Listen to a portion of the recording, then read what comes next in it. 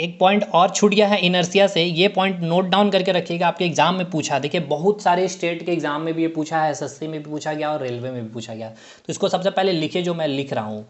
जो इनर्शिया है आपका, ठीक है ना, जो इनर्शिया को जो पूछा जाएगा कि मेज़र किया जाता है, किससे मेज़र किया जाता है, तो आप बताइएगा द्रव्यमान से, यानी कि मास से। यानी जो आप इसको कैसे लिखेंगे, क्वेश्चन आपसे ये ऐसे पूछा गया था कि जड़त्व से किस भौतिक राशि की माप की जाती है, ठीक है ना, जड़त्व से किस भौतिक राशि की माप की जाती है, which physical quantity is measured by inertia, आपसे पूछा जाएगा विच फिजिकल क्वांटिटी, मैं लिख रहा हूँ which physical quantity, which physical quantity is, इसको मैं समझा भी दूंगा, इज मेजर्ड बाय इनर्शिया। यानी हिंदी में इसको क्या लिखेंगे, हिंदी में इसको समझ में आ रहा ना, which physical quantity is measure by inertia, तो हिंदी में इसको क्या लिखेंगे, एक मिनट भाई, देखिए हिंदी में इसको क्या लिखेंगे, हिंदी में हम इसे लिखेंगे कि जड़त्व से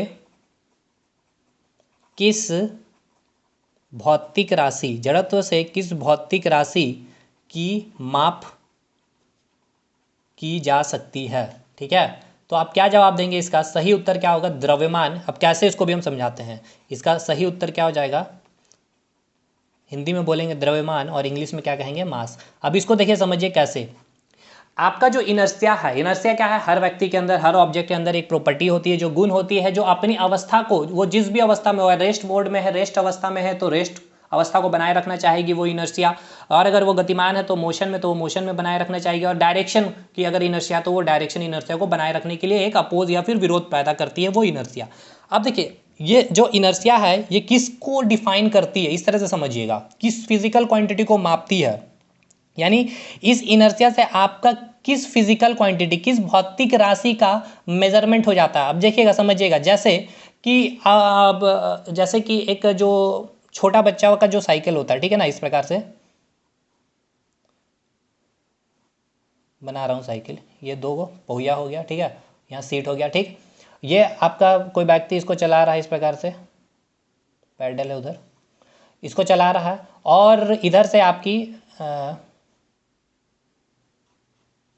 हेडलाइट हो गया, ये बाइक है मान के चलिए, ठीक है, ये मैं लिख रहा हूँ बाइक है, और ये आपकी क्या है, साइकिल है, ठीक है। अब देखिए इसको आप जो जा रहा है ये चला करके, इसको आप अपने हाथ से पीछे से अगर खींच लिए तो ये साइकिल को आप क्या कर सकते हैं, रोक सकते हैं, लेकिन क्या इस बाइक को आप रोक पाइएगा, अगर वो चलाता हुआ बाइक जा रहा है तो आप इसको रोक पाइएगा, नहीं, क्यों, क्योंकि जो साइकिल का जो मास है, अब देखिए ये जो साइकिल चला रहा था इसके अंदर जो मोशन इनर्शिया था, इनर्शिया ऑफ मोशन है, इसके अंदर भी क्या है, इनर्शिया ऑफ मोशन, यानी गति का जड़त्व, इसके अंदर भी गति का जड़त्व है, लेकिन आप इसके जो विरोध किए, पीछे से आप इसको खींचे तो इसका जो इनर्शिया ऑफ मोशन को क्या किया, आप इनर्शिया ऑफ रेस्ट में ले आए, इसका इनर्शिया को आप चेंज कर दिए, रेस्ट मोड में ले आए, लेकिन ये जो गतिमान जड़त्व में था, आपने पीछे इसको फोर्स लगाया लेकिन फिर भी आप इसको नहीं रोक पाए, क्यों, क्योंकि इसकी जो मास थी, बाइक की जो मास थी, या फिर आप इसका कार भी एग्जांपल ले सकते थे या ट्रेन भी ले सकते हैं, क्या आप ट्रेन को खींच करके रोक पाएंगे, नहीं, लेकिन साइकिल को आप पीछे से खींच के रोक पाए, क्योंकि इसका जो मास था बाइक का, ट्रेन का, कार का, वो बहुत ही अधिक था, इसलिए इसका इनर्शिया चेंज नहीं हुआ। तो इनर्शिया जो मेजर किया जाता है किससे, द्रव्यमान से, मास से, ये भी आपके एग्जाम में बहुत बार पूछा जाता है आपके एग्जाम में, तो याद रखिएगा,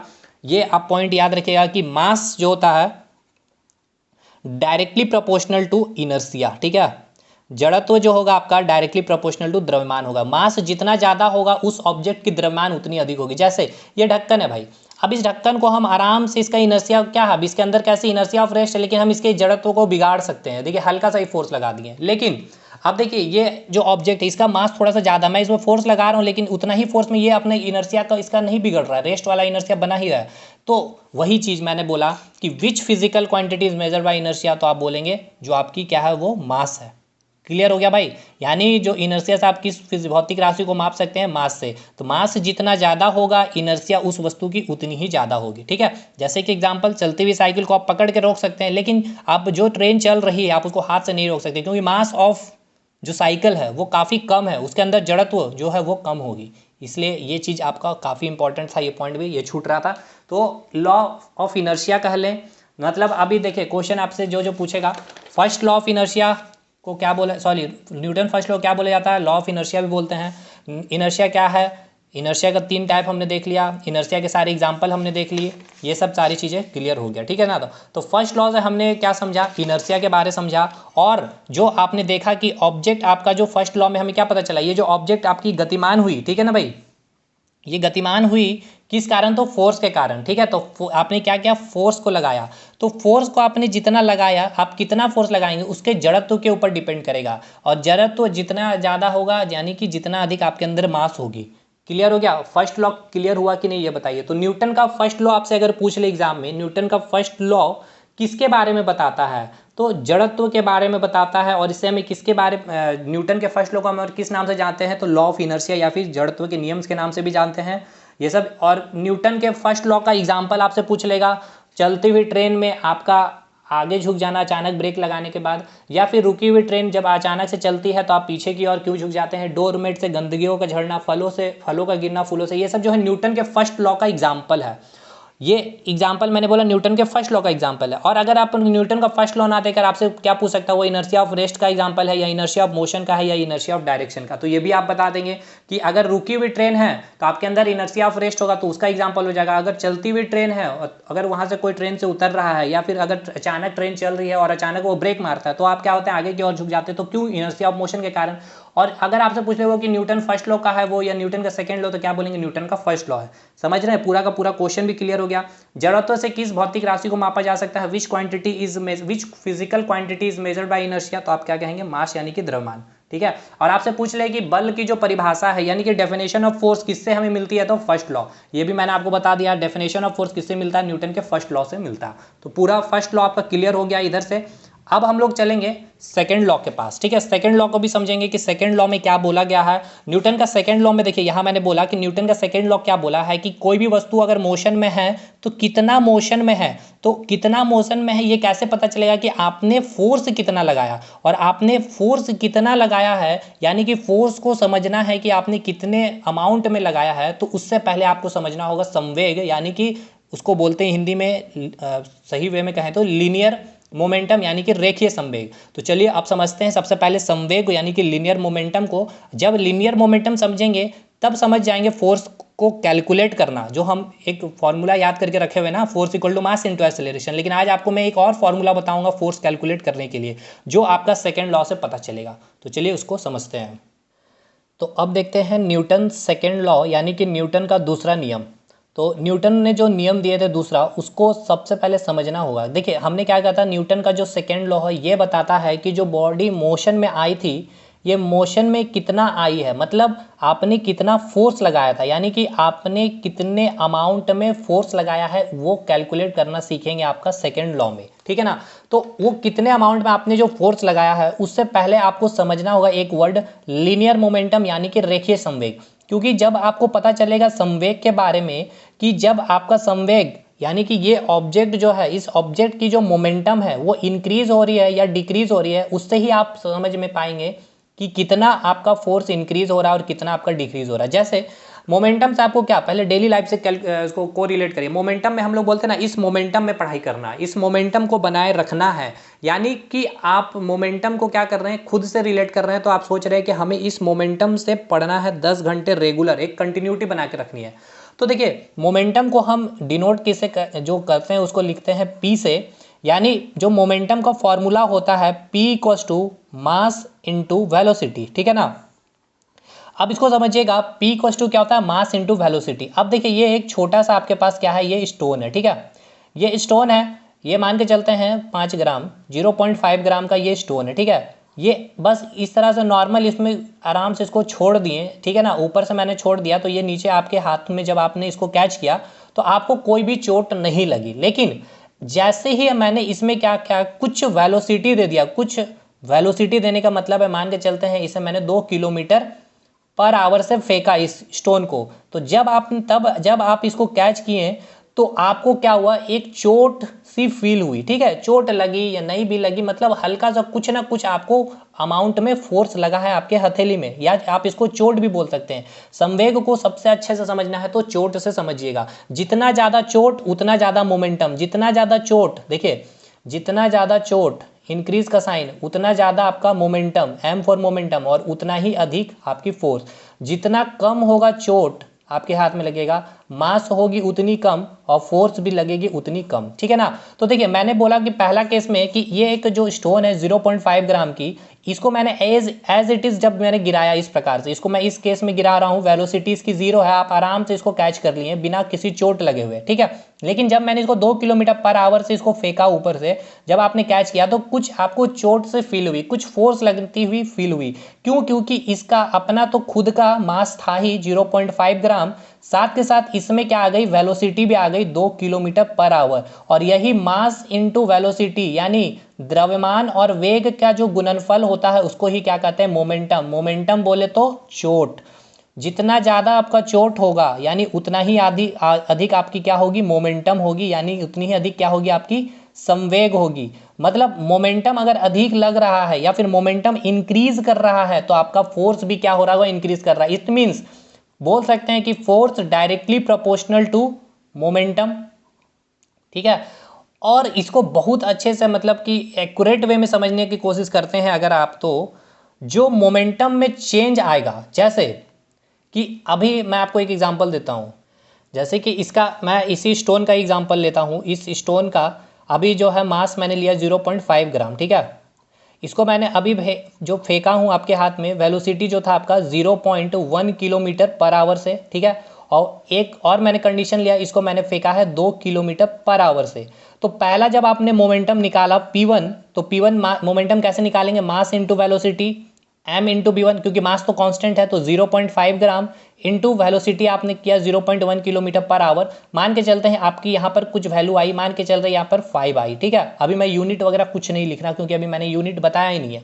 फिर मैं सेकंड मोमेंटम निकाला, जब मैंने आपको सेकंड वेलोसिटी से फेंका 2 किलोमीटर पर आवर से, तो mass into velocity V2, simple सी बात है, मास कांस्टेंट है तो 0.5 और वेलोसिटी यहाँ पर इंक्रीज कर गई कितना, 2 किलोमीटर पर आवर से। सिंपल सी बात है, जो भी वैल्यू आएगी अधिक आएगी, तो यहाँ मान के चलते हैं 50 इसकी मोमेंटम आई।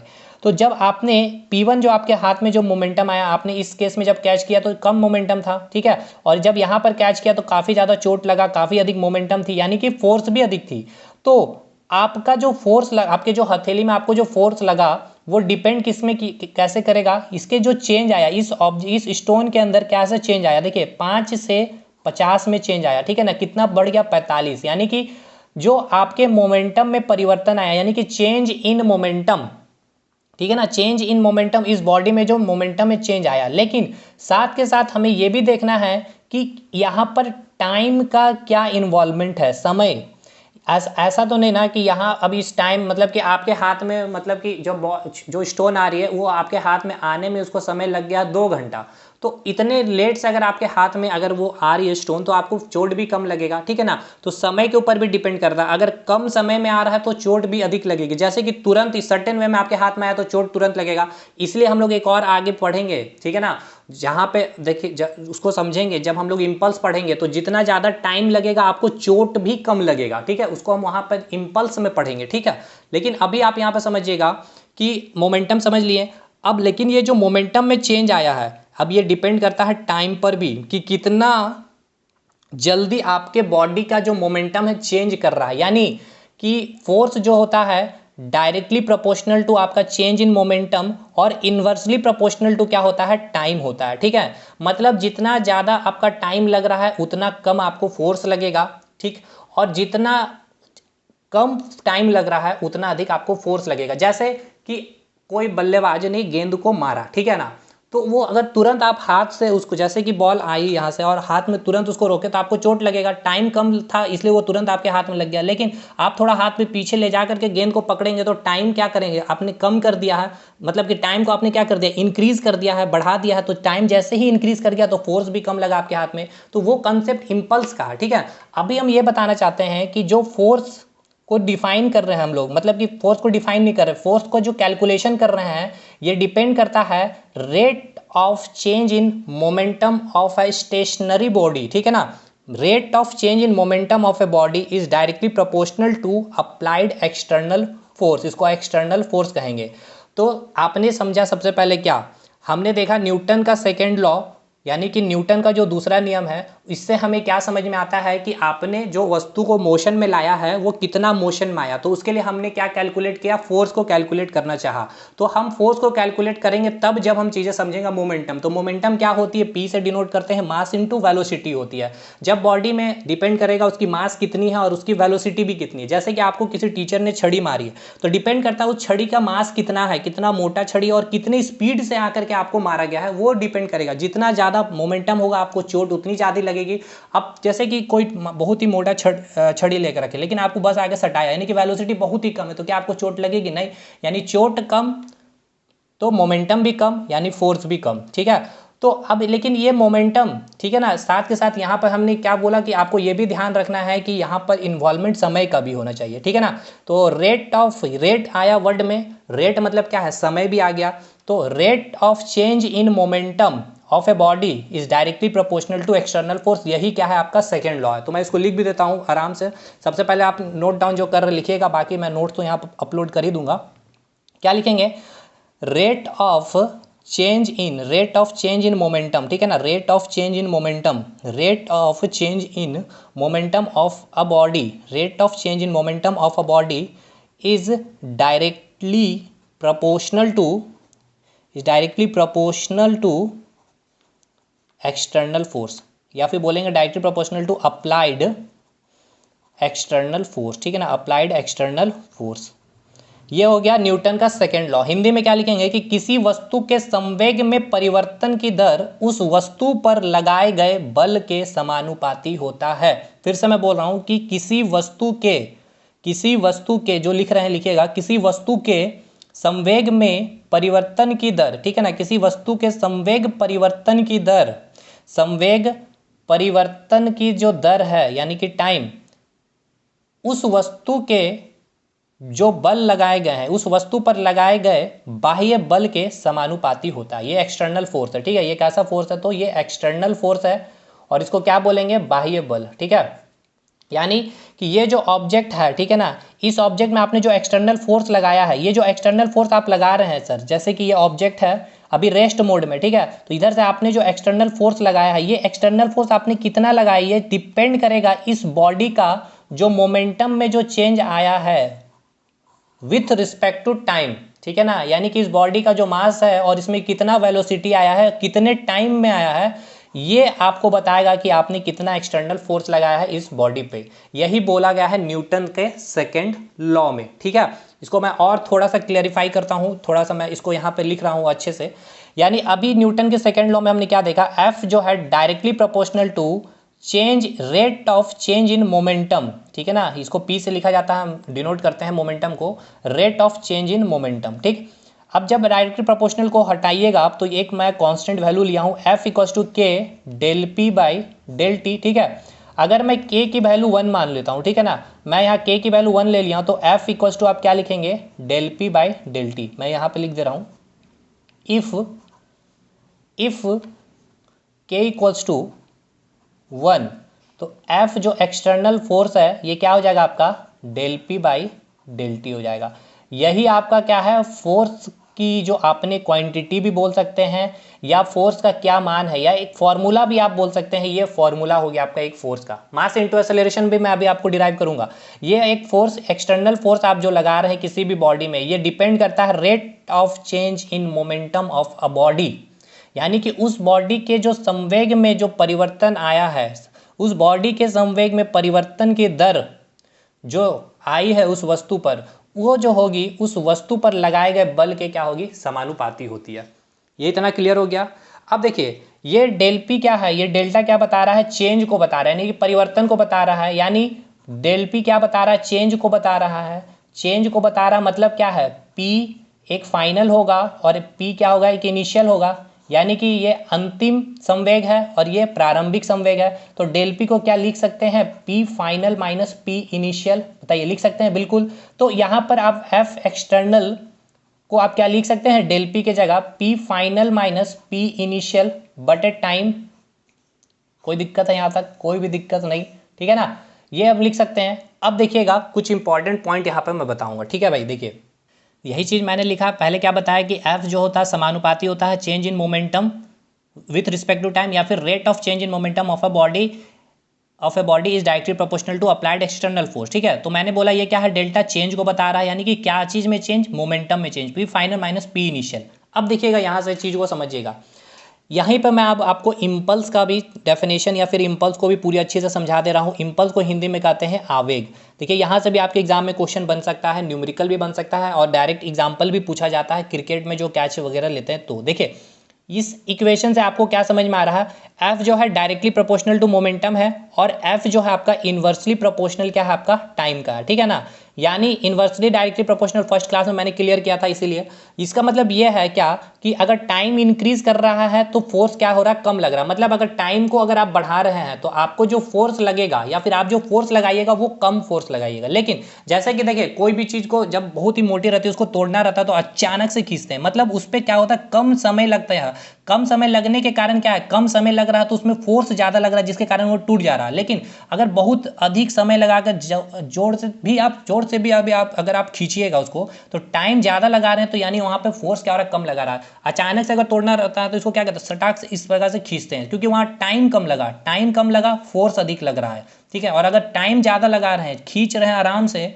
तो फोर्स क्या हो रहा है, वहां पे कम लगा। भले आप दो लोग मिलकर के खींचिए, टाइम अगर अधिक लगा रहे हैं तो वहां फोर्स तब भी कम लगा, लेकिन अचानक से खींचते हैं तो देखिए वो टूट जाते हैं क्योंकि वो फोर्स अधिक लगता है।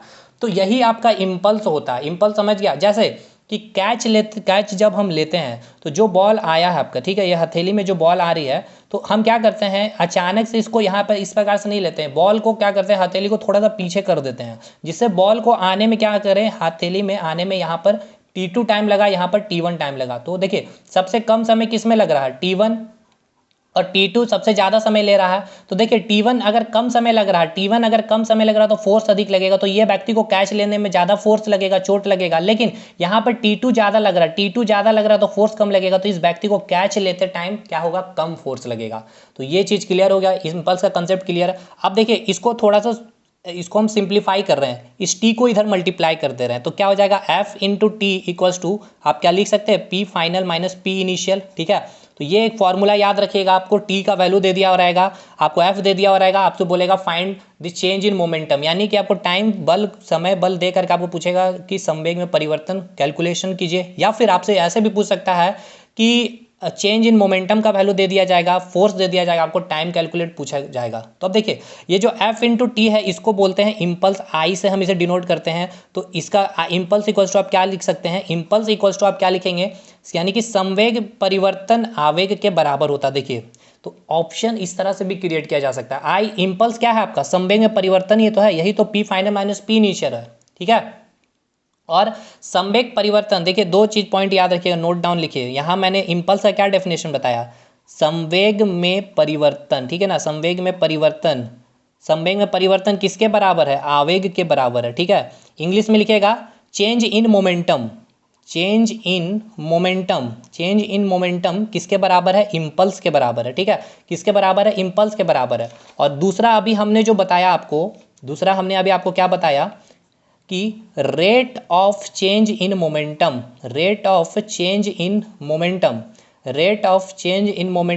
किसके बराबर होता है, ये कौन सी वैल्यू देती है, एक्सटर्नल फोर्स की, यानी कि संवेग परिवर्तन की दर, संवेग परिवर्तन का जो दर होगा, संवेग परिवर्तन की दर जो होगी वो किसकी वैल्यू देगी आपको, बाह्य, ठीक है ना, बाह्य बल की देगी। क्लियर हुआ, ये देखिए रेट ऑफ चेंज जैसे बोलेगा तो आपका क्या हो जाएगा, एफ एक्सटर्नल मतलब हो गया। ठीक है ना, del P by del T, ठीक है ना, del P by del T. संवेग में rate of change in momentum external force by a force, लेकिन केवल संवेग में परिवर्तन क्या होगा, इम्पल्स होगा। और एक एक्सेलरेशन का भी मैंने बताया था, क्या, rate of change in velocity, याद आ रहा, rate of change in velocity क्या था आपका, एक्सेलरेशन थी, यानी क्या था आपका एक्सेलरेशन, क्या था, rate of change in velocity, यानी कि वेग में परिवर्तन की दर, हिंदी में लिख लीजिएगा, ये मैंने लिखवा रखा है इसीलिए नहीं लिखा हूं। ठीक है, ये सब क्लियर हो गया। तो ये इम्पल्स समझ में आ गया क्या है इम्पल्स, एफ इंटू टी को क्या बोलेंगे, इम्पल्स होगा, और चेंज इन मोमेंटम को भी आप क्या बोल सकते हैं, इम्पल्स बोलेंगे, लेकिन rate of change in momentum क्या कहेंगे, एक्सटर्नल फोर्स कहेंगे। और कैच लेते समय अगर ये एग्जांपल आपसे पूछेगा तो किसका होगा, आवेग का। आपको क्या बोलेगा कि अगर समय कम लग रहा है तो फोर्स अधिक लगेगा, ठीक है, और अगर समय अगर कम लग रहा है तो फोर्स क्या लगेगा आपका, ज़्यादा लगेगा। इसलिए क्रिकेट खिलाड़ी क्या करते हैं, कैच लेते समय हाथ पीछे खींचते हैं ताकि बॉल जो आपके हाथ में कॉन्टेक्ट होगा उसका जो टाइम होगा वो टाइम पीरियड इंक्रीज कर जाए। इंक्रीज टाइम अगर इंक्रीज कर जाएगा तो फोर्स क्या हो जाएगा, डिक्रीज कर जाएगा, फोर्स कम लगेगा। क्लियर हो गया इतना पॉइंट, ये भी क्लियर कर दिया अब आपका। अब आइएगा, एक तो हमने फोर्स का फॉर्मूला क्या निकाला, F directly proportional to del P by del T, ठीक है ना। तो यानी कि हमने इसको जब हटाया, डायरेक्टली प्रोपोर्शनल के नहीं लिखा था आगे, तो के की वैल्यू 1 लिखा था, तो del P by del T क्या हुआ, एक फॉर्मूला आपका फोर्स का निकला। अब चलिए एक फॉर्मूला हम लोग और निकालेंगे जो आपको पता है, फोर्स इक्वल टू क्या होता है, मास इंटू एक्सेलरेशन। इसी न्यूटन के सेकेंड लॉ से ही निकालते हैं। चलिए देखिए, इस अभी क्या करना है हमें, अभी हमने एसआई यूनिट नहीं बताया है और ना ही आपको ये बताया कि मोमेंटम और फोर्स कैसी राशि है, सदिश या वेक्टर राशि, क्योंकि वो बहुत इजी हो गया, क्योंकि हमने फर्स्ट क्लास में समझा है और उसको भी हम समझाएंगे कि कैसे वो इजी है। देखिएगा, सबसे पहले हमें ये बताइए, हमें अभी क्या पता है कि एफ एक्सटर्नल इक्वल्स टू क्या होता है, rate of change in momentum of a body is directly proportional to applied external force, यानी कि संवेग में परिवर्तन की दर जो होती है वस्तु पर लगने वाले बाह्य बल के समानुपाती होता है। क्या इसको आप लिख सकते हैं, P final minus P initial बटे डेल्टा टी टाइम। तो अब पी फाइनल क्या आपका मोमेंटम है, मतलब अंतिम वेग है, और ये क्या प्रारंभिक, सॉरी अंतिम संवेग है और ये प्रारंभिक संवेग है। तो पी फाइनल जो है उसको क्या लिखेगा, मास इंटू वेलोसिटी, यानी ये फाइनल वेलोसिटी है, और मास इंटू इनिशियल वेलोसिटी, ठीक है, और नीचे क्या हो जाएगा आपका टाइम। अब मास कैलकुलेट, मास को क्या कर रहे हैं, कॉमन ले रहे हैं, तो आपका क्या आ जाएगा, v minus u by t, ठीक है। क्या आ गया आपका, v minus u by t आ गया। यहाँ तक कोई दिक्कत है, कोई दिक्कत नहीं है। अब आगे आइएगा, अब यहाँ ये मैंने इसलिए इतना डिराइव कर दिया क्योंकि आपका जब न्यूमेरिकल सेशन हम लोग करेंगे, प्रैक्टिस सेशन, तो ये सब चीज़ें हम लोग कैलकुलेट करेंगे नहीं इतना, आपको यहाँ पे समझ जाना कि किस प्रकार से चीज़ें निकला है। अब क्या करें, ये इतना, अब यहाँ पे मैं ये चीज़ को रखे हैं, बस यहाँ से देखिएगा, यहाँ पे मैंने क्या किया है, लिख ही दे रहा हूँ, F external equals to del P by del T, ठीक है।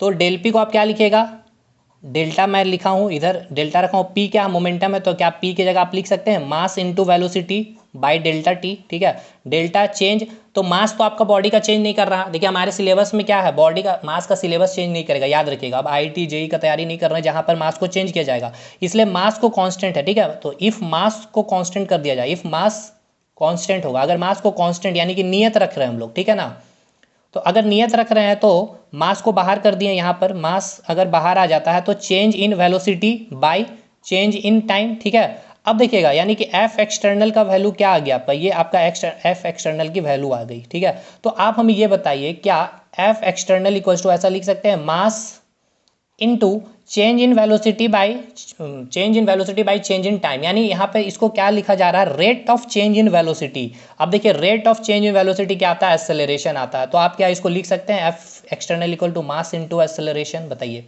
तो ये एक फॉर्मूला आ गया, मास इंटू एक्सेलरेशन। और अब आपको पता चला कि F external equal to mass into acceleration, ये जो फॉर्मूला हम लोग यूज़ करते हैं, कब यूज़ करते हैं, जब बॉडी का मास क्या होता है, कांस्टेंट होता है। जिस प्रकार हमने फॉर्मूला यूज़ किया था, distance equals to speed into time, first second वाला क्लास याद करिएगा। ये फॉर्मूला कब यूज़ करते हैं, जब आपकी स्पीड क्या होती है, कांस्टेंट यानी कि नियत होती है। लेकिन जैसे ही स्पीड बॉडी की चेंज हो रही है, अगर आपकी स्पीड यहाँ पर 10 मीटर प्रति सेकंड है, यहाँ 20 हो गई, यहाँ 50 हो गई, तब आप क्या करते हैं, एवरेज स्पीड करके कैलकुलेशन करते हैं। उसी प्रकार F external equal to mass into acceleration हम तब यूज़ करते हैं जब बॉडी की मास कॉन्स्टेंट होती है। तो फोर्स का दो फॉर्मूला हो गया, देखिएगा।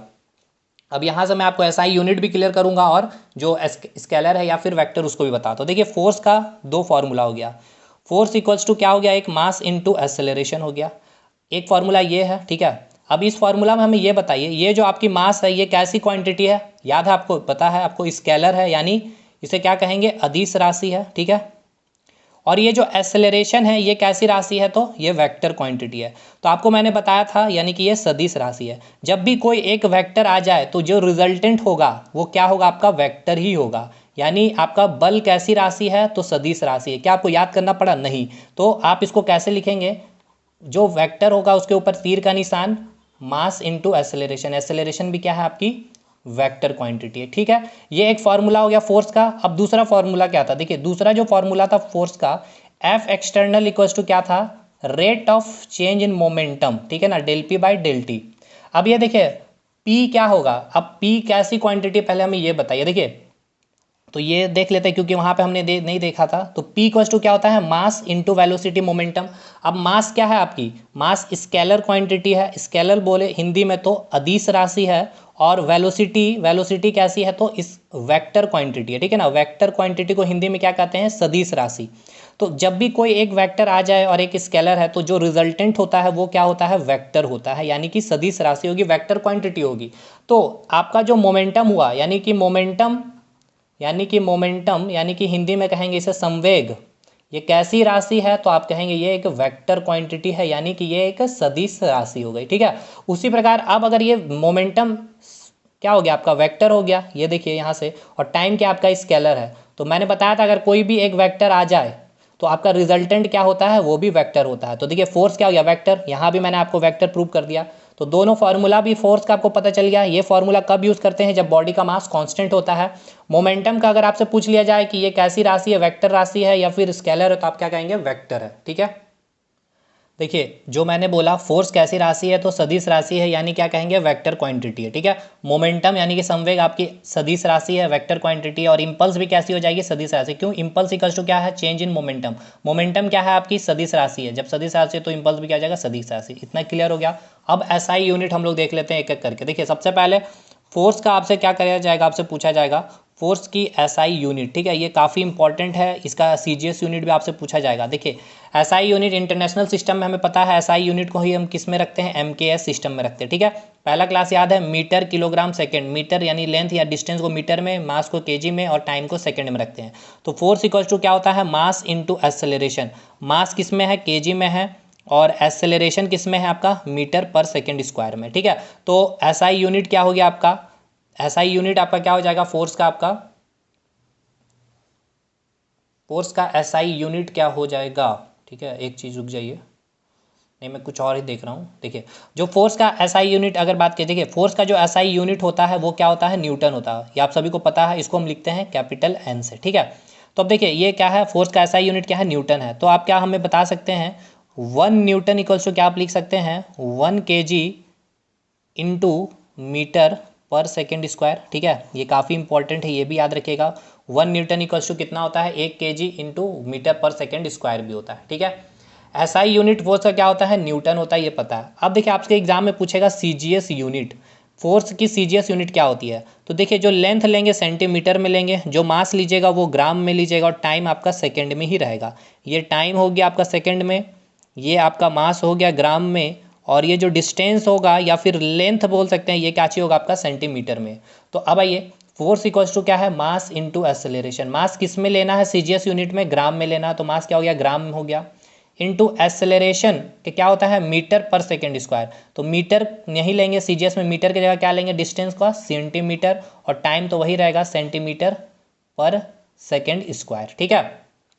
ये किसका यूनिट हो गया आपका, सीजीएस यूनिट हो गया। तो सीजीएस यूनिट आपका क्या आया, जो सीजीएस यूनिट आप कहेंगे ग्राम सेंटीमीटर पर सेकेंड स्क्वायर, या फिर इसी को एक नाम दिया जाता है सीजीएस यूनिट में, इसको हम क्या कहते हैं, डाइन कहते हैं, ठीक है ना। तो आपको ऐसे भी एग्जाम्पल में एग्जाम में आपको यही मिलेगा, फोर्स का जो सीजीएस यूनिट क्या होता है, डाइन होता है। यानी कि आप ऐसे भी लिख सकते हैं, जो फोर्स का सीजीएस यूनिट क्या हुआ आपका, डाइन हो गया, ठीक। यानी कि 1 डाइन इक्वल्स टू क्या हो गया आपका, 1 डाइन इक्वल्स टू क्या हो गया, 1 ग्राम सेंटीमीटर पर सेकेंड स्क्वायर। तो ये पॉइंट भी आप नोट डाउन कर लीजिएगा। 1 डाइन इक्वल्स टू क्या हो गया, ये आप लिख लेंगे, ठीक है। 1 डाइन इक्वल्स टू क्या हो गया, 1 ग्राम सेंटीमीटर पर सेकेंड स्क्वायर। अब देखिए एक वैल्यू आपको याद रखना है कि 1 न्यूटन इक्वल्स टू होता है 10⁵ डाइन। ये भी आपके एग्जाम में पूछता है। देखिए ये कैसे होगा, ये भी हम प्रूव कर देते हैं। देखिए फोर्स इक्वल्स टू क्या है, मास इंटू एक्सेलरेशन है। फोर्स का एसआई यूनिट क्या होता है, न्यूटन होता है, ठीक है। मास का एसआई यूनिट क्या होता है, मास का एसआई यूनिट क्या होगा, किलोग्राम, और एक्सेलरेशन क्या होगा, मीटर पर सेकेंड स्क्वायर। अब सीजीएस यूनिट में अगर लिखें तो अगर केजी को ग्राम में कन्वर्ट करना है, ठीक है ना, केजी को ग्राम में कन्वर्ट करिएगा तो क्या करिएगा, 1000 ग्राम लिखेंगे आप, ठीक है। मीटर को सेंटीमीटर में बदलना है, क्योंकि सीजीएस यूनिट में क्या रखना है, सेंटीमीटर, तो मैं सीजीएस यूनिट में बदल रहा हूँ, और इधर आपका न्यूटन है, ठीक है। तो मीटर को सेंटीमीटर में बदलने के क्या करेंगे, 100 से मल्टीप्लाई करेंगे, 100 सेंटीमीटर और सेकंड का सेकंड ही रहेगा, सेकंड स्क्वायर, ठीक है। तो 1 न्यूटन है इधर, तो 1 न्यूटन इक्वल्स टू क्या आप लिख सकते हैं, 10 टू द पावर कितना आ जाएगा, 5 ग्राम सेंटीमीटर पर सेकंड स्क्वायर। अब देखिए ये जो पूरा है ग्राम सेंटीमीटर पर सेकंड स्क्वायर, ग्राम सेंटीमीटर पर सेकंड स्क्वायर क्या आता है, 1 डाइन। तो आप लिख सकते हैं 1 newton equals to 10 to the power 5 dyne. बताइए समझ में आया कि नहीं आया। 1 newton equals to 10 to the power 5 dyne कैसे आया, ये डायरेक्ट याद रखिएगा ये डिफाइन करना नहीं है आपको, ठीक है। अगर अब मोमेंटम का देख लेते हैं, मोमेंटम का ऐसा यूनिट नहीं बताया था मैंने वहाँ पे। मोमेंटम का ऐसा यूनिट यानी कि संवेग का, तो ये इजी है। P इक्वल्स टू क्या होता है, मास इनटू वेलोसिटी। तो मास का क्या होता है, kg होता है, और इसका क्या होता है, मीटर पर सेकेंड। तो ऐसा ही यूनिट क्या हो जाएगा इसका, kg मीटर पर सेकेंड, ठीक है। अब एक पॉइंट और छूट गया है, इसको भी नोट डाउन कर लीजिए। जैसे मैंने पढ़ा क्या कि F इक्वल्स टू क्या होता है, rate of change in momentum of a body. तो देखिए अगर आप जो भी बॉडी का, जो ये बॉडी है इसमें आप कितना फोर्स लगाए हैं, जो एक्सटर्नल फोर्स आपने लगाया है, ये एक्सटर्नल फोर्स, ये डिपेंड करता है कि कितने समय में उस बॉडी का मोमेंटम चेंज हुआ, ठीक है ना। अगर ये बॉडी में एक्सटर्नल फोर्स लग ही नहीं रहा, ठीक है ना, यानी कि ये एफ एक्सटर्नल जीरो हो जाता है, ठीक है ना। इफ़ एक्सटर्नल फोर्स ही अगर जीरो हो जाए तब क्या होगा, ये अगर जीरो हो जाएगा तो डेल पी का वैल्यू क्या आएगा आपका, जीरो आएगा। यानी कि इफ़ मतलब कि अगर आपने एक्सटर्नल फोर्स जीरो कर दिया, इस बॉडी में एक्सटर्नल फोर्स ही जीरो कर दिया, तो बॉडी का जो लीनियर मोमेंटम होगा यानी कि जो रेखीय संवेग होगा वो क्या हो जाएगा, संरक्षण हो जाएगा, कांस्टेंट हो जाएगा। यानी कि अगर आपको बॉडी का जो मोमेंटम है वो कांस्टेंट रखना है तो एक्सटर्नल फोर्स क्या होना चाहिए, जीरो होना चाहिए। ये भी आपके एग्जाम में पूछा गया सवाल है। रेखीय संवेग लिखते चलिएगा, रेखीय संवेग संरक्षण के लिए बाह्य बल क्या होना चाहिए, शून्य होना चाहिए, ठीक है ना। मतलब रेखीय संवेग संरक्षण के लिए, ठीक है ना, संरक्षण के लिए इंग्लिश में लिखिएगा फॉर लीनियर मोमेंटम कंजर्वेशन, ठीक है, लिख लीजिएगा for linear momentum conservation external force क्या होना चाहिए, external force acting on a body is zero. समझ में आ गया। तो एक्सटर्नल फोर्स क्या होना चाहिए आपका, जीरो होना चाहिए। तो पूरा first law second law finally complete. अब चलेंगे हम लोग थर्ड लॉ न्यूटन्स के पास, ठीक है।